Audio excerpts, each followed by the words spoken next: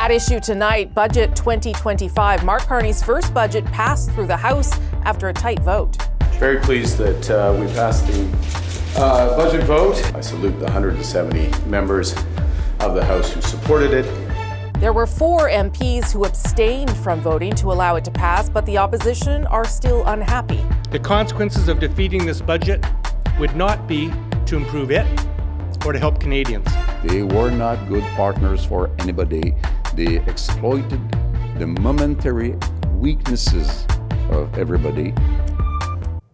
So what's been made of how the Liberals got their budget passed, and will there be fallout from the vote? I'm Rosemary Barton, here to break it all down. Chantal Hebert, Andrew Coyne and Althia Raj. First of all, I can't believe that this was just this week, but it was. It's been one of those weeks. So they got it done, Chantal, but it was very tight, and up until the last minute, the Liberals didn't seem to know whether they had it or not. What does that tell you about sort of the dynamic inside the House of Commons right now? 2 things. In the present, Yves-François Blanchet is right. 2 of the opposition parties, the New Democrats and the Conservatives, wanted to avoid an election and acted accordingly, which is in sync, by the way, with how a majority of Canadians feel. There is no sense when you look at the polls that Canadians are feeling buyer's remorse about the outcome of the election or that they want to revisit it at this juncture. So that's the present, a win for the government. The cost of that win may show up in the next few months, because the thing with the best case scenario would have been some party saying, I don't agree with everything in this budget, but I think there's enough in there that I can support it. No opposition party, regardless of the vote, supports the budget, and that basically means that there are grounds to believe that there's not a lot of goodwill for the government across the aisle, and a minority government needs goodwill. So yes, a position of strength for the Carney government on that vote, but a bill for that may be a difficulty to get goodwill when you need it on legislation from the other side of the aisle. Yeah, I mean, I don't really even know, and we talked about it a lot on Monday, I don't even know to what extent there was an attempt for goodwill and negotiation. I'm not sure that was even happening in any real way behind the scenes. But Andrew, give me your sense of what that told us that day. Well, I'm not sure you really need goodwill. I mean, obviously, it's nicer if you do, but if the government was 20 or 30 seats short of a majority, I suspect it would be looking for more goodwill and generating more.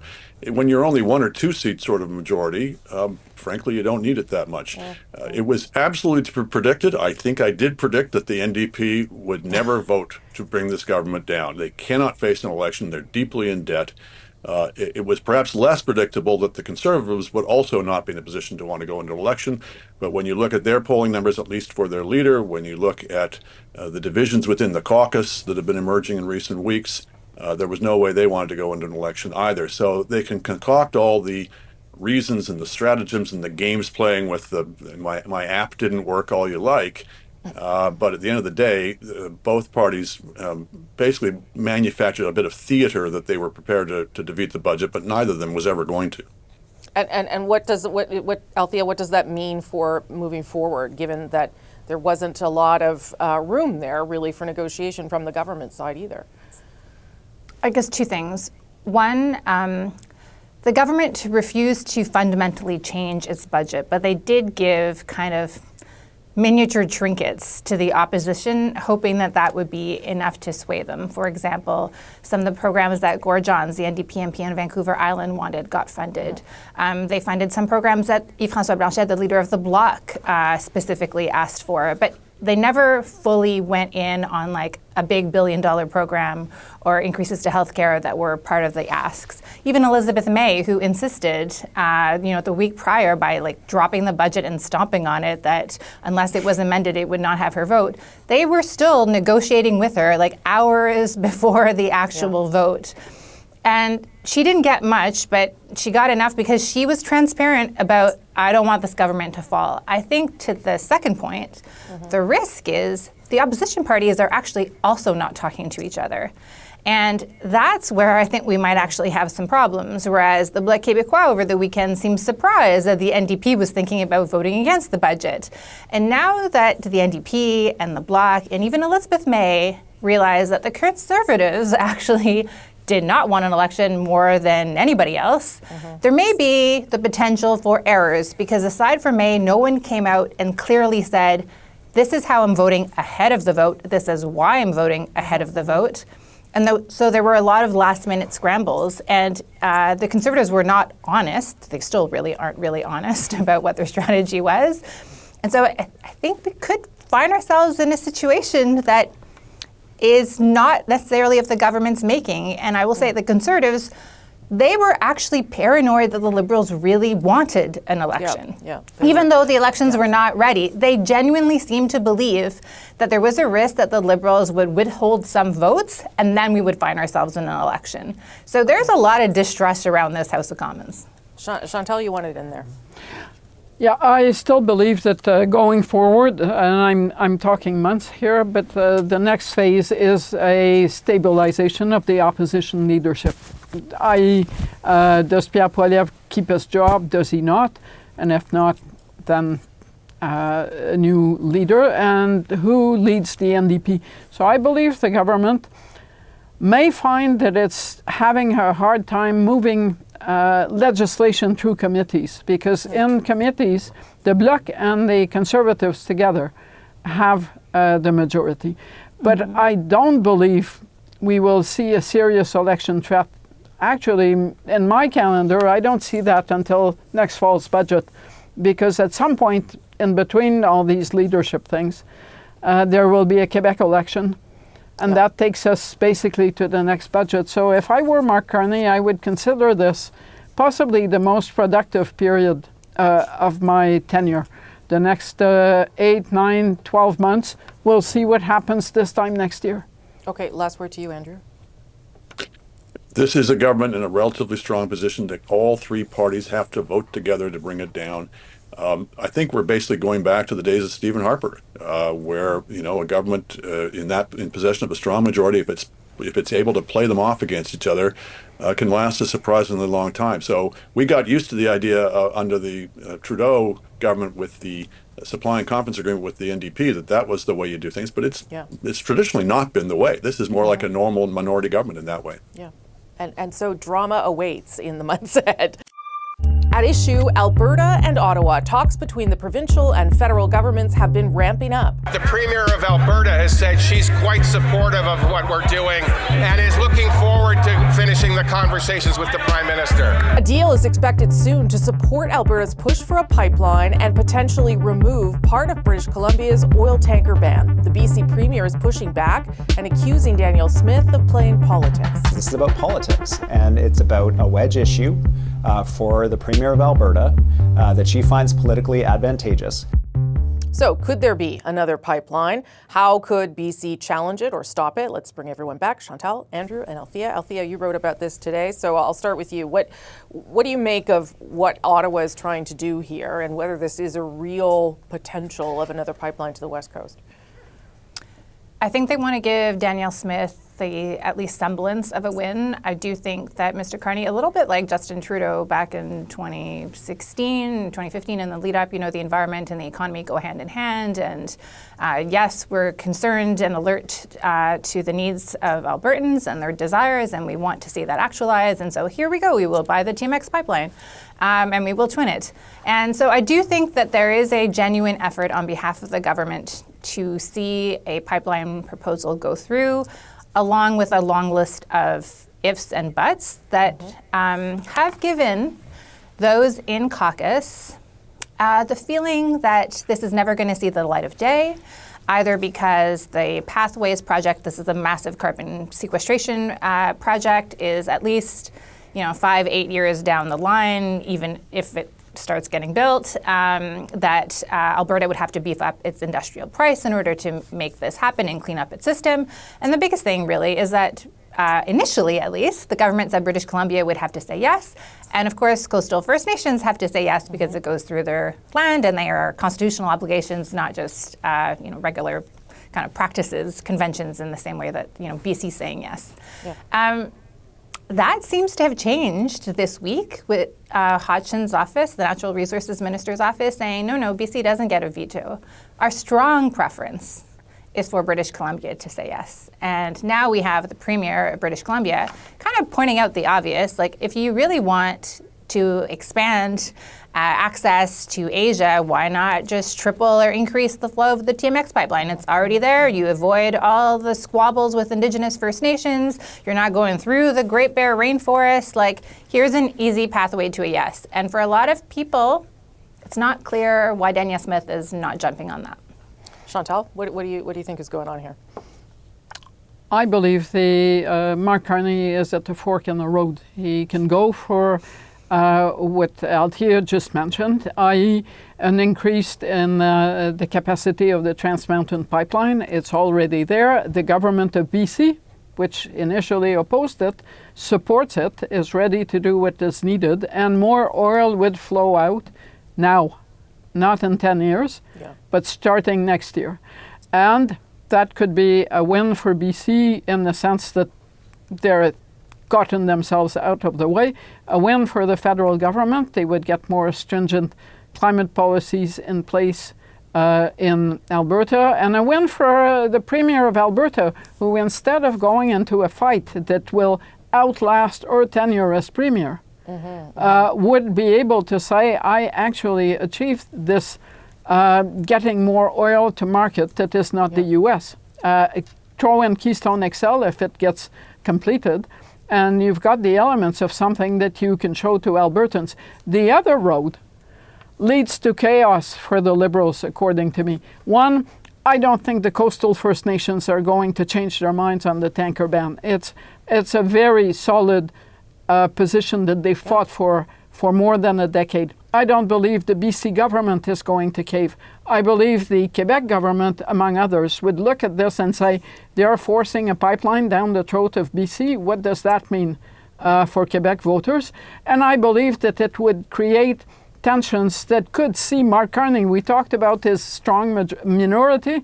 It could make his minority a lot weaker, on top of hurting its election prospects, because the NDP federally will campaign in BC against that pipeline plan, and the Conservatives will campaign for it. And where does that leave the Liberals? Losing seats. So I would pick the solution that does actually bring more oil to market, and not the one that creates a political quandary that may or may not see a pipeline operate in a decade. Yeah, I mean, it doesn't sound as though this deal is going to just say, okay, we approve a pipeline, off it goes. It's not going to be that categorical. And I would imagine the political risk to something like that would be much too high for the government too, Andrew.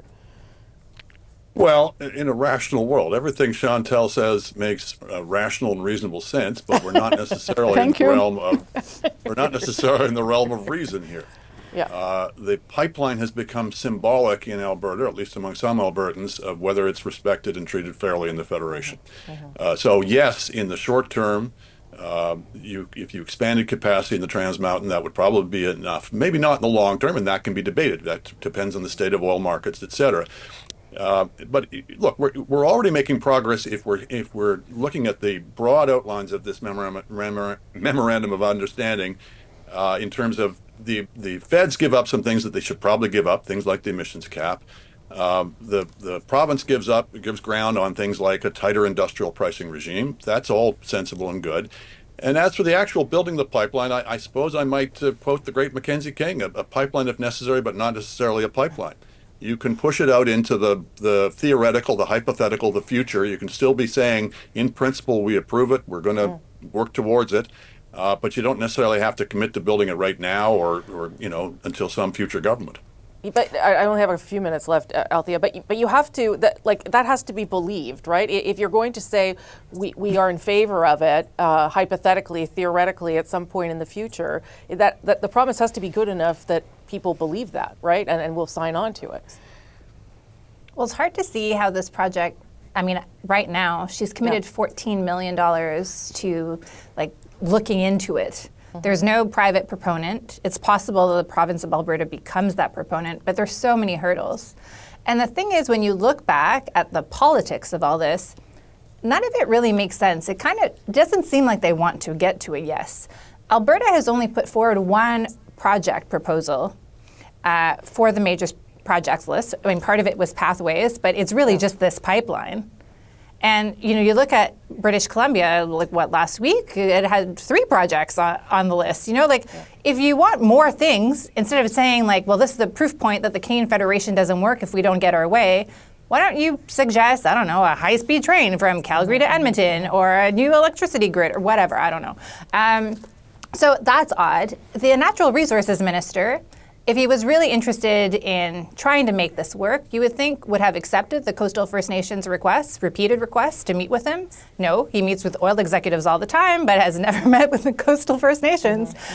So you can see why there's some people in the Liberal caucus who are like, this is just a song and dance for Alberta. We have 20 seats in British Columbia. We would lose a bunch of seats if this pipeline proposal goes through.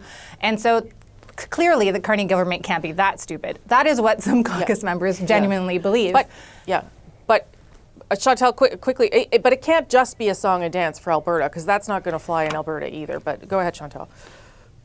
Which is why maybe I'm missing something here, but do you want a possible pipeline that's unlikely to be built in a decade, or do you want to move more oil to market? Right.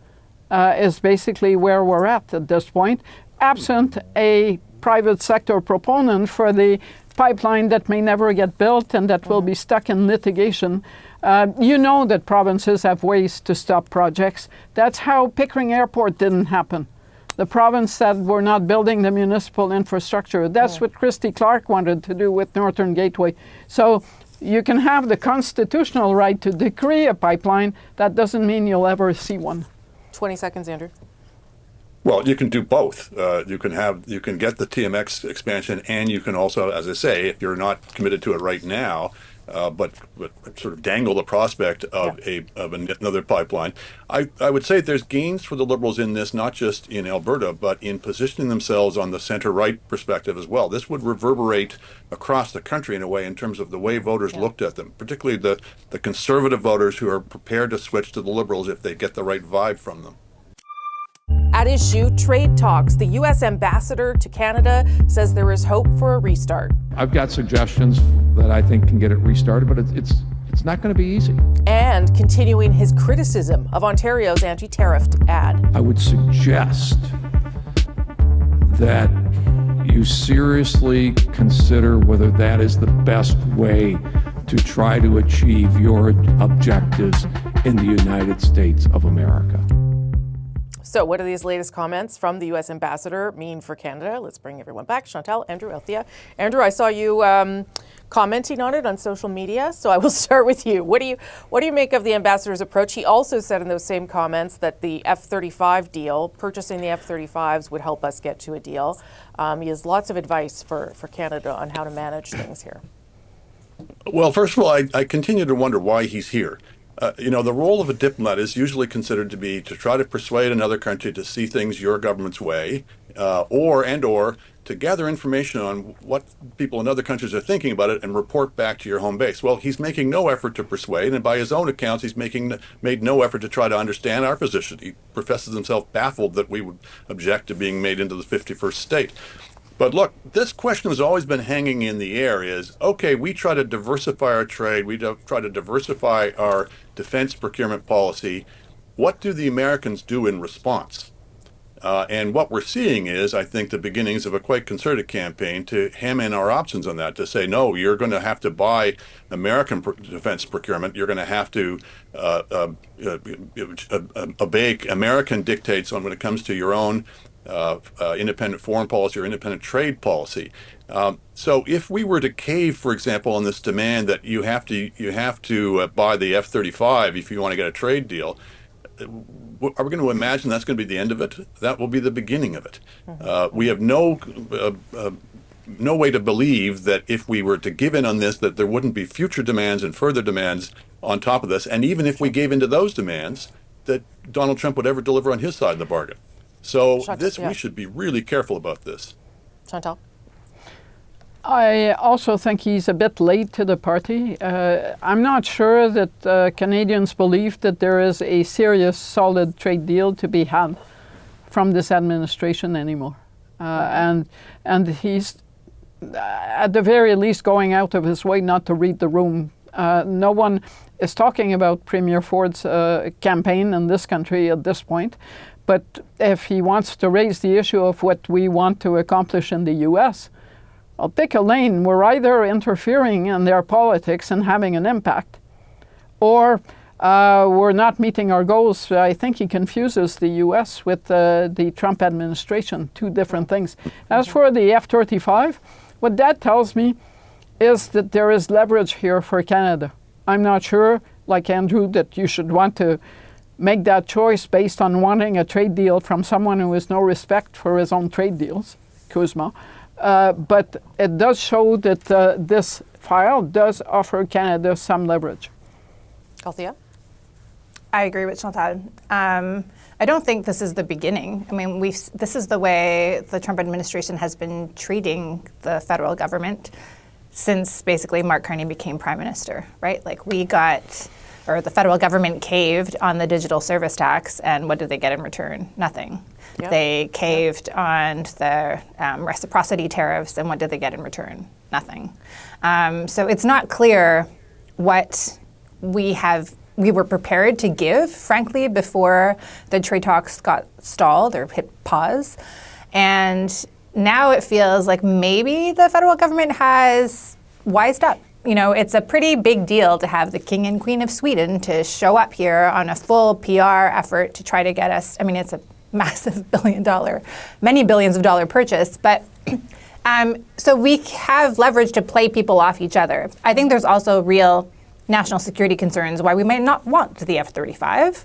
But that is still a very live debate in this government still, for what we've been talking about this for almost 20 years. So I don't know who will end up winning at the end of the day, but it has shown that there are different ways that we can approach the Trump administration in the same way, frankly, that Ontario ad had an impact, a huge impact. Donald Trump may have amplified that impact, but I don't think that we are worse off than we were a month ago before all of this chaos kind of started and everything hit pause. Okay. I'm going to leave that there. Thank you. Good conversation, as always. Appreciate all of you. That's that issue for this week. I'm Rosemary Barton. Thank you for watching.